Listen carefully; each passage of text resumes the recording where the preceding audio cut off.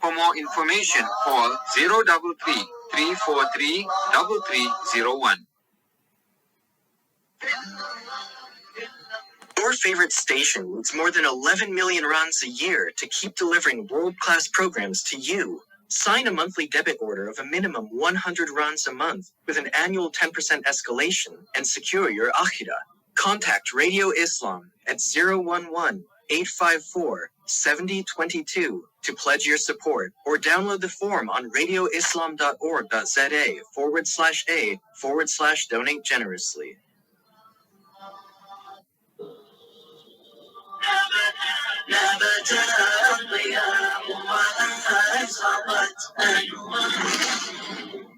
You are tuned to New Horizons with Faiza Munshi, only on Radio Islam International.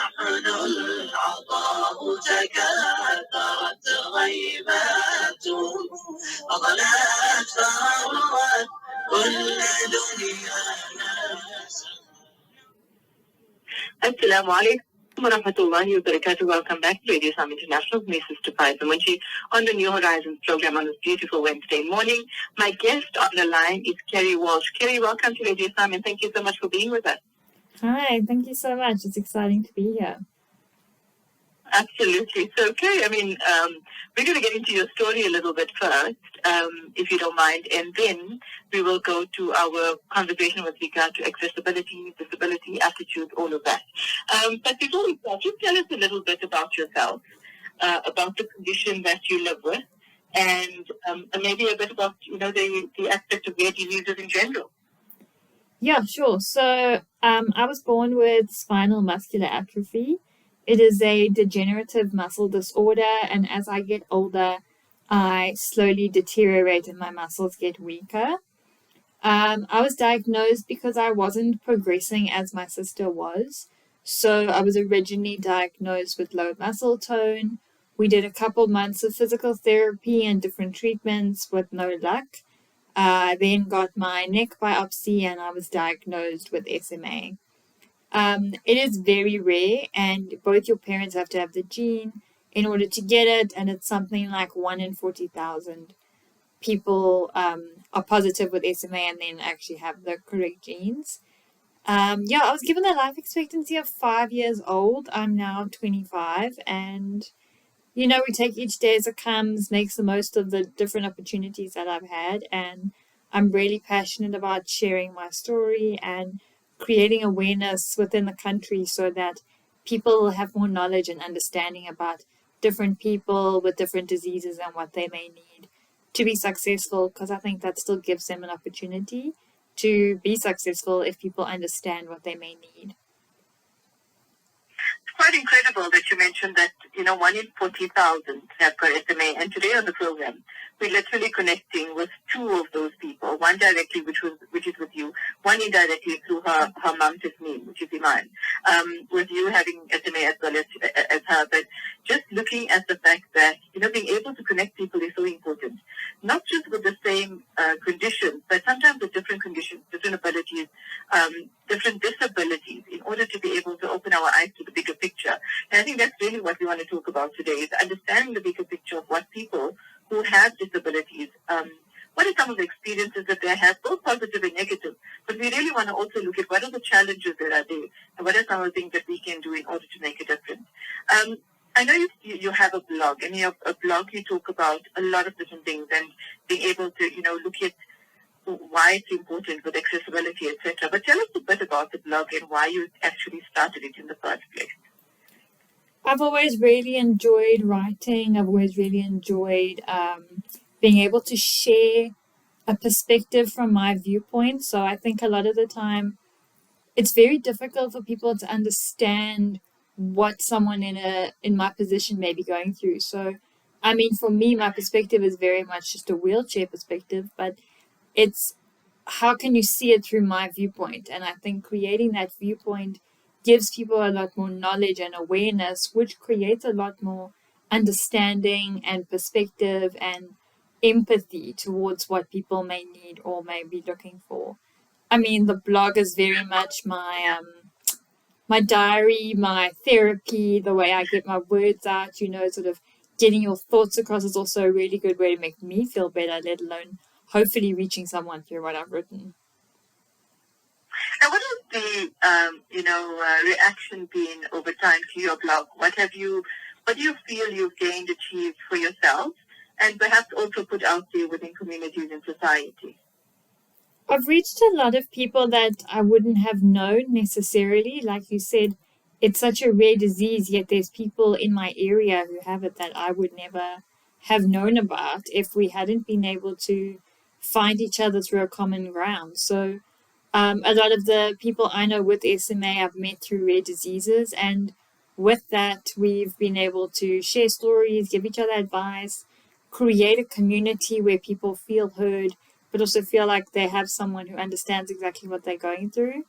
And I've also managed to reach a lot of people who may be going through something that isn't exactly the same, but they've managed to find some peace or some happiness within what I've written and put it in their lives their way. So I think it's just creating a lot of thought, getting people to think about things, getting people to open their minds and their hearts about being open to different people, and also just giving everyone a really fair opportunity in life. Now, it's a wonderful thing to say there in terms of giving fair opportunity, and I mean that's the whole conversation within itself, of course. But I want to talk about personal journeys. Each one has their own way of looking at their abilities, at their disabilities, etc. And for somebody who may have some sort of a disability and inability to do certain things, there's different levels, depending on the condition. You've got the rare condition SMA. There may be people with, I mentioned earlier, they may have been born with it, maybe in an accident, whatever it might be, quadriplegic, paraplegic, wherever you sit. There sometimes is, and oftentimes you may find that teens, young kids, teens, even adults, find that they are a burden. And you did in one of your blog posts, you titled it, "You Are Not a Burden." And you share a lot of insight in there with regard to, not feeling like a burden, being able to ask for help. Tell us about the importance of this and why that blog post was important, but also, the background of it and what is it that resonated with you in putting that blog post together? I've always really struggled with asking for help and being a burden, in a sense of you don't want people to only be friends with you or have relationships with people because they feel like they have to do something for you. And I think it took me a really long time to understand that the people that are in my life have chosen to be there, and they've chosen to stay on their own prerogative, and they've chosen to stay because we have a good relationship or they find something valuable out of our relationship. And I think it's removing this whole I am my disease and that's all I am, and turning it into I'm so much more than just what I have, and I've got so much more to offer. And it's not just about the disease or the wheelchair, it's about the person, it's about what they can produce and what they can be. And I mean, giving them an opportunity to be successful and giving someone an opportunity to just do life is giving them the opportunity to be more than their disease. And I think, it always takes a lot of learning, it takes a lot of perspective. I've had a lot of experience in my life and gone through a lot of things that have given me this perspective, and I don't think it's always been that way. I think people need to understand that it's very up and down, and I'm still human, and I've done all the hard parts as well. I'm just choosing to focus on the really good parts, and I'm choosing to be really thoughtful in where I put my energy and my perspective, and focusing on the positive as much as possible. Claire, when I think about your story, it's so interesting because it's very true that it's an up and down journey, and it really truly is different at different stages of this journey. And having my own experience with my own daughter, understanding that, particularly coming towards the teenage years, it becomes difficult to understand. Okay, what is the normal angst of a teenager?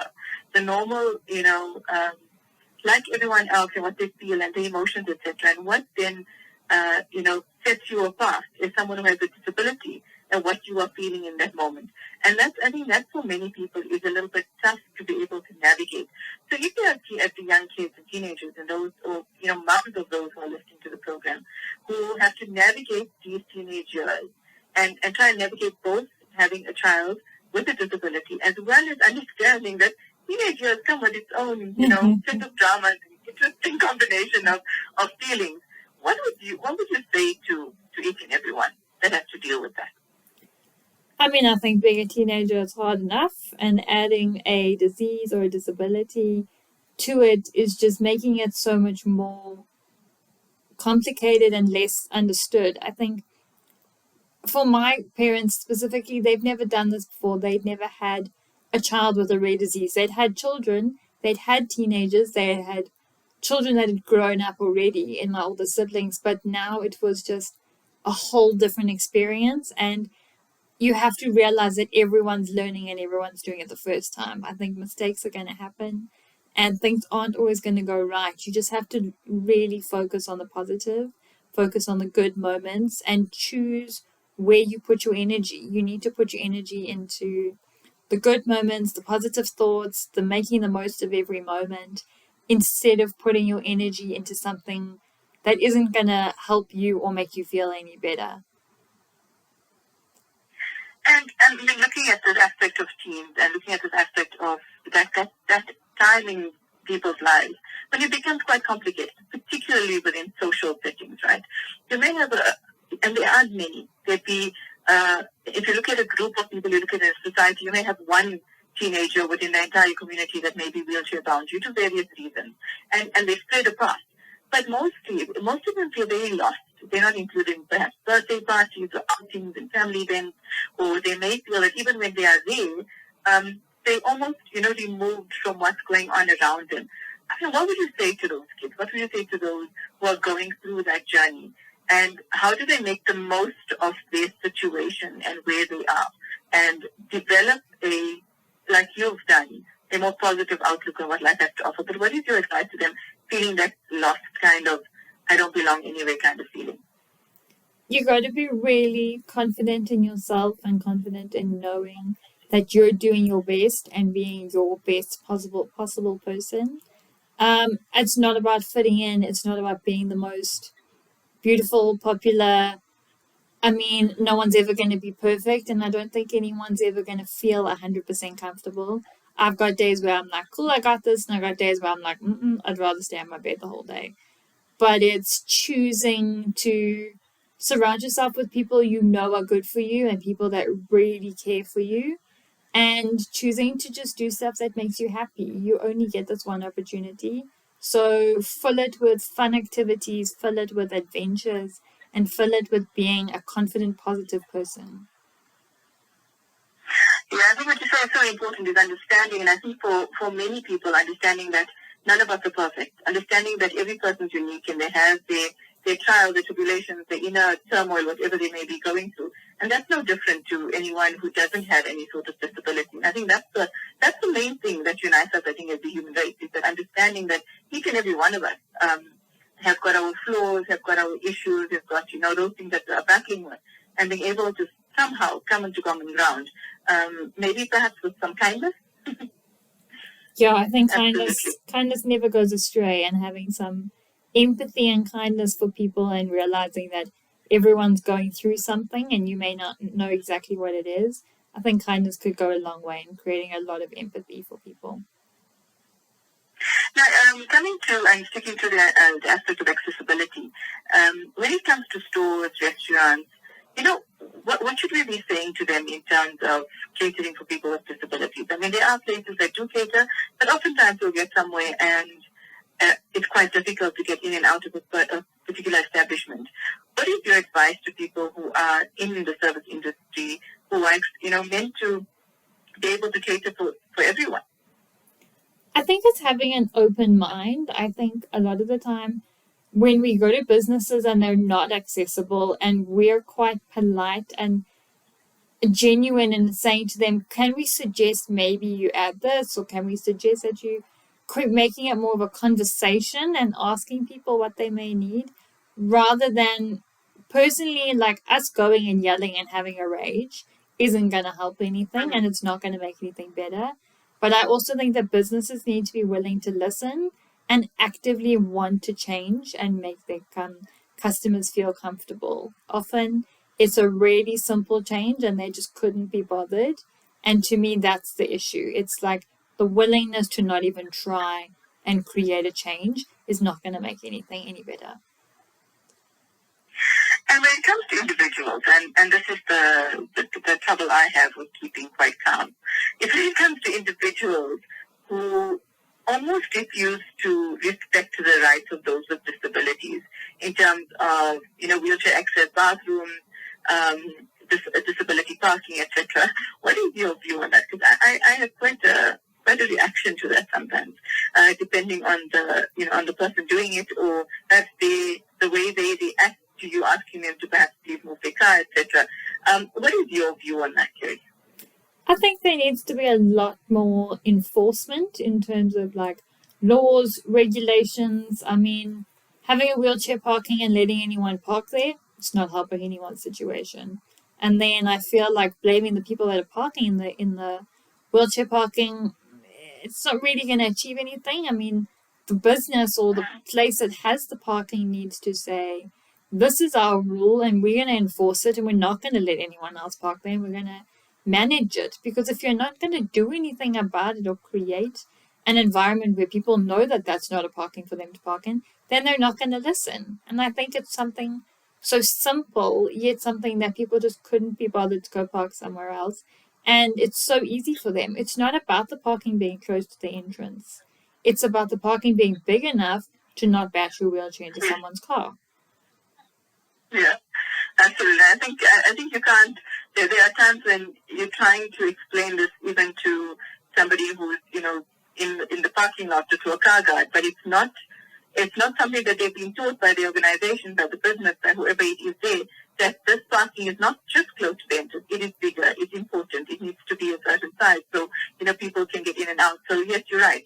There's a lot that needs to be done by business. You're right, and being able to enforce the laws. I mean, if you've got a wheelchair parking in front of your business, but just about anyone's allowed to park there, what's the point of having it? So I do think that there needs to be some sort of pressure put on a lot of establishment to be able to say, this is only for wheelchairs. But I guess that's a long journey. We can all fight that journey as we go along. On a more positive note, there was a post that caught our attention in terms of the title, one new title entitled Partner in Crime. And you're talking about you and your sister shared this amazing bond and wonderful memories. Tell us about this relationship and tell us about the importance that you find in terms of what family means in your journey. I mean, we know how important family is in anyone's life, but particularly for you, what has that meant for you? I'm extremely lucky to have a really big, supportive family. I mean, I call them my superheroes because I don't think I could have got through half the things I've been through without them. And when it comes to having a child with a rare disease or a disability, unfortunately, it's not just the child that's affected, it's the entire family. And my entire family has had to make adjustments and sacrifices and do things so that I could have a successful life. They've never complained. They've always been willing to help. I think they go above and beyond as siblings, as parents, and they've done a lot more than anyone else would do for their family. And I think showing appreciation is really important, but also knowing that they're doing it because they genuinely care and want to, and not because it's something they have to do. I think also helps with the whole not feeling like a burden because they don't make me feel like one. You said something, and I really wanted to bring that into the conversation. And I know it's difficult sometimes for kids and adults or people with disabilities to be able to access this. But you mentioned appreciation.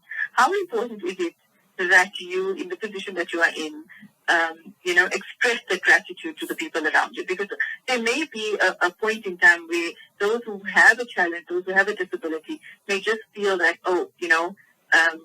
people are meant to be assisting me. It's what they are meant to be doing, and may develop a bit of a hardness towards this whole aspect. How do you keep that softness? How do you keep the appreciation and the gratitude going towards those who are around you, and why do you believe that's important?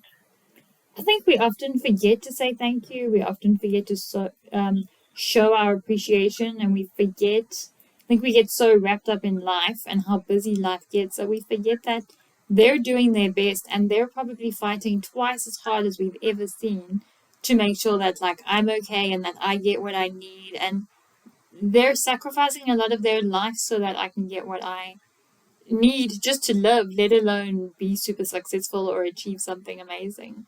So I often think we forget, and I'm not perfect in saying thank you.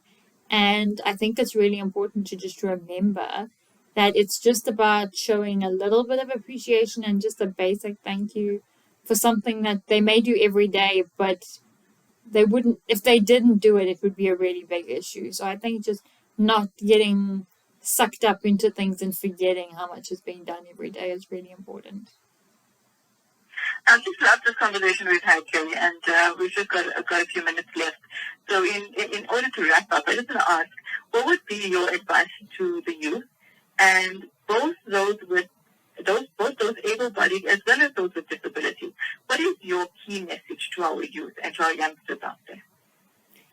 I think it's so important to be young and to be a child. I think we're all trying to grow up so fast and we're trying to get somewhere. And I don't know where that somewhere is, but everyone's in such a hurry to be somewhere that we're losing part of our lives and they're losing their childhood. Yeah. You need to be a child, be the youth, have fun, do things without a care in the world, and just really enjoy this time of your life, because when the responsibility comes, it's hard work and it doesn't go away. And I think it's really important to just be yourself, be 100% authentic, and try everything. Give it a go once. It could be, you could find something that you are meant to be doing forever. Absolutely. It's wonderful advice, Kelly. It's been so lovely speaking to you. And I'm hoping we will connect further in our different programs with regard to these issues and these the awareness that we need to create with regard to disability. It's been wonderful chatting to you. Thank you so much. It's been great. Thank you, and have a wonderful day further. You too. Thanks so much. Thanks. Bye. Bye. That was Kelly Walsh. We were talking to her with regard to accessibility, disability, and attitude. I'm going to take a short break. My hand.